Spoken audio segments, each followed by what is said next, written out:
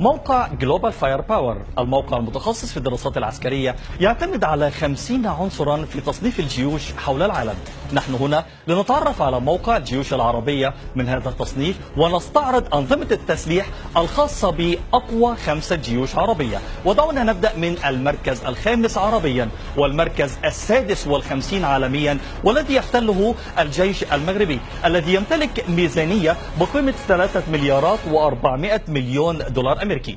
الجيش المغربي يعتمد على أنظمة التسليح الفرنسية والأمريكية في تسليحه، ويمتلك أيضا 1215 دبابة، بالإضافة لامتلاك 121 قطعة بحرية. ولكن السلاح الأهم في الجيش المغربي هو سلاح الطيران، حيث يمتلك 282 طائرة، وهي من طرازات ميراج الفرنسية ونورثروب الأمريكية وأيضا F-16 الأمريكية.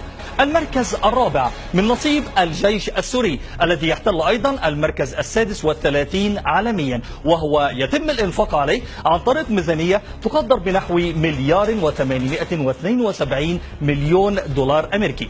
الجيش السوري يعتمد على أنظمة التسليح الروسية والصينية، ويمتلك أيضا 4500 دبابة و56 قطعة بحرية. ولكن الأهم هو سلاح الطيران السوري الذي يتكون من طائرات السخوي والميج الروسية، وهي عددها 461 طائرة.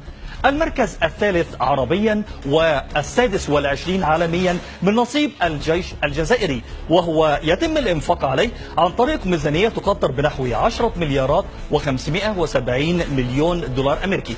الجيش الجزائري يتكون من مجموعة من الوحدات، ويعتمد على الأسلحة الروسية بشكل كبير في تسليحه، حيث كان حجم التبادل العسكري بين روسيا والجزائر في عام 2015 نحو نصف مليار دولار أمريكي.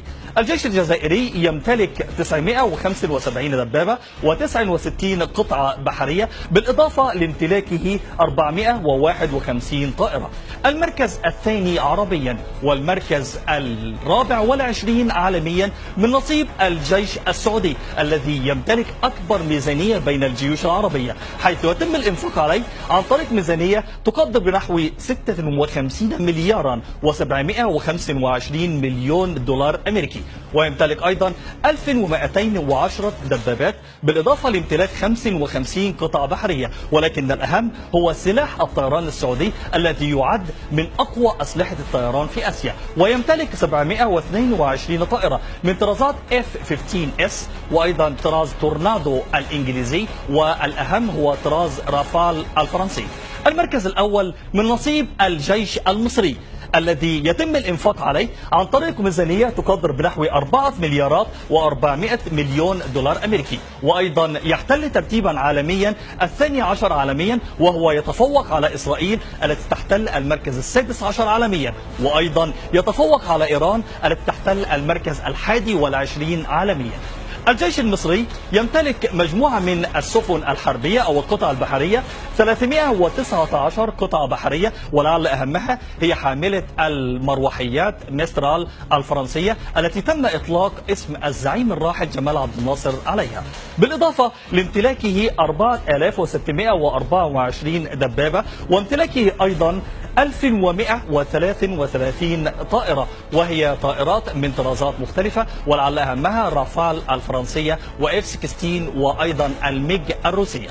الجيوش العربية تحمي شعوبنا من كافة المخاطر التي تحيط بالمنطقة العربية. رحم الله شهدائنا، وأيضا حفظ جيوشنا العربية.